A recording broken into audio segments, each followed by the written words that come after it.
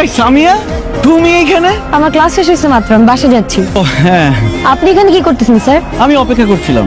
কার জন্য অপেক্ষা করতেছেন স্যার? কে? আমার একটা ফ্রেন্ড আছে না, রাজু নাম, ওর এখানে আসার কথা, এই জন্য ওয়েট করছিলাম। আচ্ছা তাহলে আপনি আপনার ফ্রেন্ডের জন্য ওয়েট করেন, আবার একটু পর পড়াতে আসবেন না? আমাকে ফ্রেশ হয়ে নিতে হবে। আসি। যেটা বলতে আসলাম সেটাই তো বলতে পারলাম না। সামিয়া, জি স্যার। মানে তোমার তো এখনো বিয়ের বয়সই হয়নি। গত বছর আমার 18 পার হলো, আপনি না আসলে আমাদের বার্থডে সেলিব্রেট করলাম একসাথে, আপনি তো আমাকে কোনো গিফটও দেন না। 18 পার করলে কি বিয়ে করতে হবে? দেখো, তুমি বিয়ে, সংসার, সন্তান, স্বামী এগুলো কিভাবে বুঝবা বলো? তাই বলি কি, বিয়েটা ক্যান্সেল করো।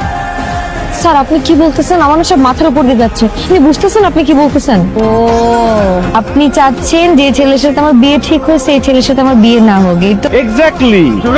তুই এই জায়গায় এখানে কি করছ? আপনি একটা লোককে এখানে অপেক্ষা করতে বলে আপনি নিজেই গায়েব হয়ে গেলেন। আমার জন্য কেন ওয়েট করবে? ও যে আমাকে গতকালকে রাতে বলছে এখানে ওয়েট করতে, সেটা সে ভুলে গেছে, কারণ কালকে তার বিয়ে ঠিক হয়েছে। আমার বিয়ে ঠিক হয়েছে? এখন বল, এটাও ভুলে গেছিস? আচ্ছা যাই হোক, তুমি একটু ওয়েট করো, আমি ওর সাথে একটু কথা বলে আসি। স্যার আপনাদের কোথাও যেতে হবে না, আমার মনে করছে আমার একটা বই কিনতে হবে লাইব্রেরি থেকে, আমি যাই, আপনারা গল্প করেন।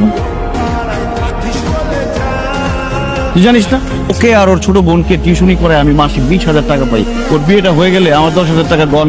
এই ছিল তোর মনে? এই চুপ, স্বামী আসতেছে, তুই এখন যা, ওর সাথে আমার কথা শেষ হয় নাই। ওদের বাসায় যেতে যেতে কথা শেষ করবে। তুই বিদায় হো, তাড়াতাড়ি বিদায় হো। ওকে দোস্ত, বেস্ট অফ লাক। এখান থেকে এখানে রিক্সা যাওয়ার কি হলো বুঝলাম না, হেঁটে গেলেই তো পারতাম। আলোচনায় আসি। স্যার চলে আসছি। আলোচনা তো এখন শুরুই করলাম না, চলে আসছো মানে? তার বাসার সামনে চলে আসছি। মামা ওইখানে যেতে হবে। আসসালামু আলাইকুম আঙ্কেল। কি ব্যাপার, একসাথে রিক্সায়? আব্বু, আমি রিক্সা দিয়ে আসতেছিলাম, রাস্তার মধ্যে দেখলাম স্যার হাঁটতেছে। তো স্যারকে আমি জিজ্ঞেস করলাম, স্যার আপনি কই যাচ্ছেন? বললো তোমার বাসায়। তা আমি বললাম যে স্যার তাহলে আপনি হেঁটে হেঁটে যাচ্ছেন কেন? তখন স্যার বললো যে আমার কাছে টাকা নাই তো এই জন্য রিক্সা চড়তে পারতেছি। আমি স্টুডেন্ট হয়ে রিক্সায় আসবো আর স্যার হাইটে হাইটে আসবে, ওনার সামনে দিয়ে আমি আসবো, ব্যাপারটা কত খারাপ লাগে না? আচ্ছা ঠিক আছে, এই তোমরা ভেতরে যাও। সামিয়া, এটা তুমি কেমন কাজ করলা? আঙ্কেলের সামনে আমাকে পুরো বেইজ্জতি করে দিলা। তো কি বলতাম স্যার, আপনার সাথে রিক্সায় ঘুরে ঘুরে প্রেম করতেছি। আপনি কেন বুঝতেছেন না? আপনি একজন প্রাইভেট টিচার আর আমি আপনার স্টুডেন্ট। টিচার আর স্টুডেন্ট জীবনে কোনোদিন একসাথে রিক্সায় ঘুরে? স্যার সামনে আমার বিয়ে না, মানুষ দেখলে কি মনে করবে, সেজন্য আমি বাবাকে মিথ্যা কথা বলছি।